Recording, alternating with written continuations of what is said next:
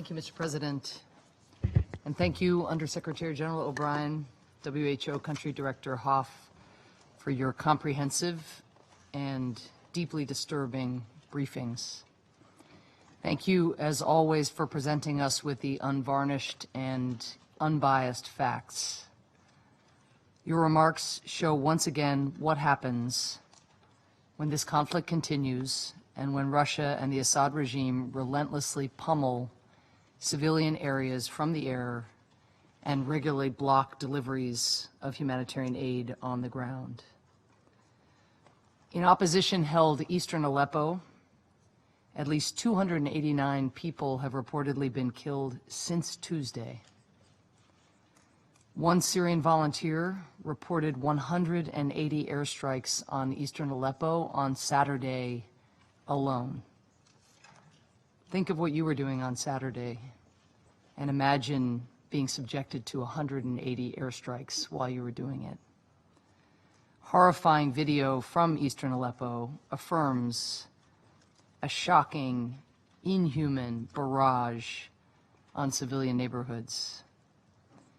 Of course, we will hear today from the Syrian regime, the Russian Federation. We will hear a very different narrative. Russia will no doubt talk at length about how its unilateral pause in airstrikes over eastern Aleppo was some kind of humanitarian gesture. The reality is that the Assad regime and Russia are continuing their starve, get bombed, or surrender strategy in eastern Aleppo. Bombing the city's 275,000 residents, pausing to see if any will surrender to the Assad regime, a regime that, as both we and the Syrian people know, has systematically tortured those who have found themselves under its custodial authority.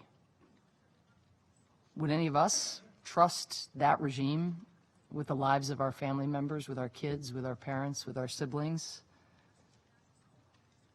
Consider that when Russia paused their airstrikes over eastern Aleppo, they did so unilaterally, meaning that they never deigned to coordinate their efforts with the UN or any other organization actually providing aid. That was not a humanitarian gesture.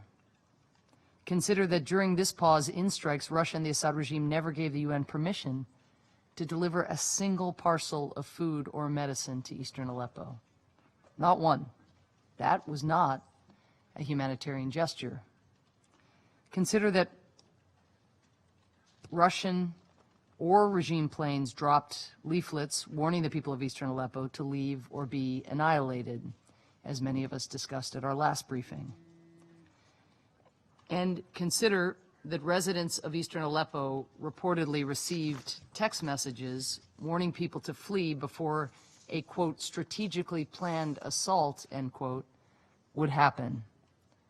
Consider that last month, Russia vetoed a resolution in this council meant to end atrocities in Aleppo. These also were not humanitarian gestures. And remember that eastern Aleppo is not an isolated case. It is part of a countrywide strategy. Across Syria, Russia and the Assad regime are waging a campaign that includes sieges, the blocking of humanitarian aid, the indiscriminate bombardment of civilian areas, and the use of barrel bombs. So, members of this council, we need to separate fact from fiction today.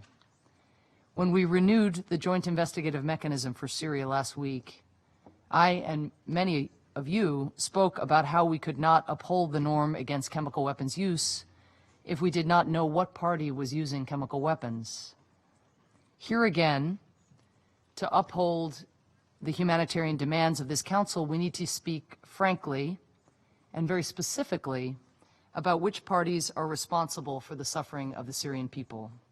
That means condemning the atrocities committed by terrorist organizations like Jabhat al-Nusra and ISIL, which the United States has done and will continue to do. But that also means telling the truth about Russia and the Assad regime's actions. Today, I will focus on just two features of regime and Russian terror. First, The Assad regime and Russia must stop the campaign of attacks that has destroyed countless schools, hospitals, homes, and other civilian infrastructure. Take just some of their recent airstrikes. Between November 13th and 15th, 5 hospitals in Syria were struck. 5 hospitals in 2 days. After airstrikes hit another hospital in eastern Aleppo on November 18th, every hospital in that city is now reportedly out of service due to attacks by Russia and the Assad regime. Every single hospital serving a population of 275,000 civilians out of commission.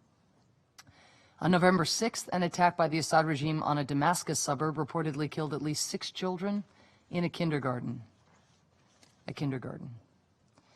The United States recognizes that it is not just the Assad regime and its allies who are causing civilians to suffer in Syria. We condemn in the strongest terms all indiscriminate shelling by opposition forces into the civilian areas of western Aleppo. These attacks have reportedly caused more than 60 casualties just since November 1st. We agree with Russia that there can be no justification for such attacks. But I ask, will Russia condemn even a single airstrike by the Assad regime here in this chamber today or any day? Choose any of the hospitals that the Assad regime has destroyed or any of the schools. Will Russia ever condemn its ally Bashar al-Assad here at the Council for a single one of these attacks? We have been attending sessions like this one for more than 5 years, but despite all of the carnage inflicted by their regime partners, they have uttered not one critical word, not even one skeptical word. Today, I would like to specify some of the names of those involved since 2011 in killing and injuring civilians by conducting air and ground-based Syrian government military assaults on cities, residential areas, and civilian infrastructure. The United States will not let those who have commanded units involved in these actions hide anonymously behind the facade of the Assad regime. We know who some of these commanders are. They include Major General Adib Salameh, Brigadier General Adnan Aboud Hilwa, Major General Jawdat Salbi Mahwas, Colonel Suhail Hassan, Major General Tahir Hamid Khalil. Russia and the Assad regime's merciless attacks must end, and those behind such attacks must know that we and the international community are watching their actions, documenting their abuses, and one day they will be held accountable. Now, I know right now, today, with wind at their backs, these individuals feel impunity. So, though, did Slobodan Milosevic, Charles Taylor, and countless war criminals before them. Today's atrocities are well documented, and the civilized world's memories are long. Second, the Assad regime must end the suffering and torture in detention centers throughout Syria. The regime continues to imprison tens of thousands of Syrians, including women, children, doctors, humanitarian workers, human rights defenders, and journalists, subjecting many to torture, sexual violence, and inhumane conditions. Here is how a Syrian journalist named Shiar described his experience at Military Intelligence Branch 235. Quote, "They had me stand on a barrel, and they tied rope around my wrists. Then they took away the barrel. There was nothing below my feet. They were dangling in the air. They brought 3 sticks. They were hitting me everywhere. After they were done beating me with wooden sticks, they took the cigarettes. They were putting them out all over my body. It felt like a knife excavating my body, cutting me apart," end quote. We know where torture has taken place and where it continues to take place. Facilities that include Military Intelligence Branches 215, 227, 235, and 251. The Air Force Intelligence Investigation Branch in Meza Military Airport, the Sednaya Prison, and the Tishreen and Harasta military hospitals. And to the commanding officers and prison officials who work at these facilities, know too that the international community is watching and that you too will one day be held accountable.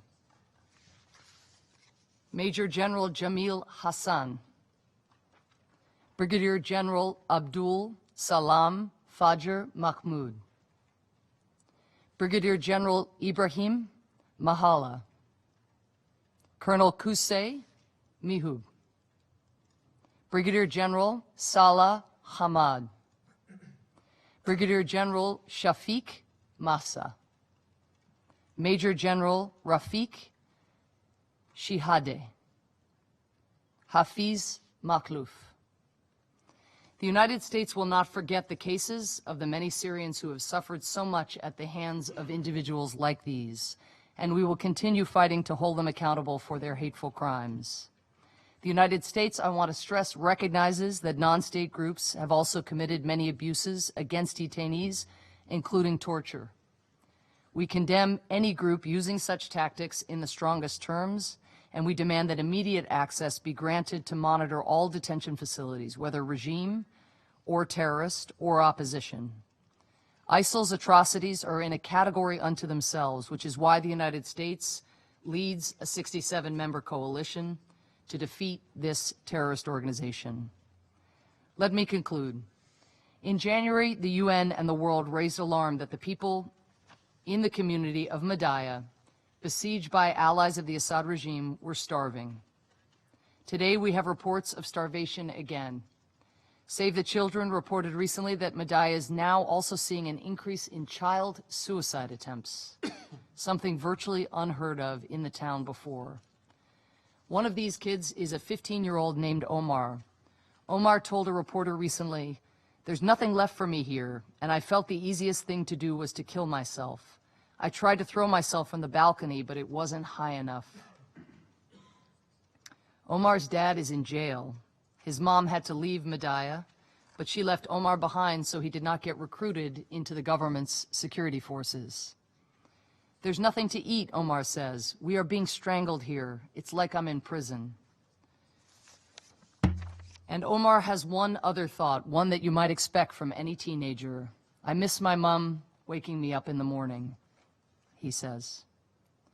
We, not just members of this Security Council, but all member states of the United Nations, must be clear that the Assad regime, Russia, and their allies are responsible for this destruction, both physical destruction and for countless children like Omar, psychological destruction. And in the face of this destruction, this overwhelming suffering, the perpetrators must know that the pursuit of a military solution is as foolish as it is brutal. Attacks on civilians fuel terrorism. They don't defeat terrorism. The perpetrators must also know that, like their ignominious predecessors through history, they will face judgment for their crimes. Thank you.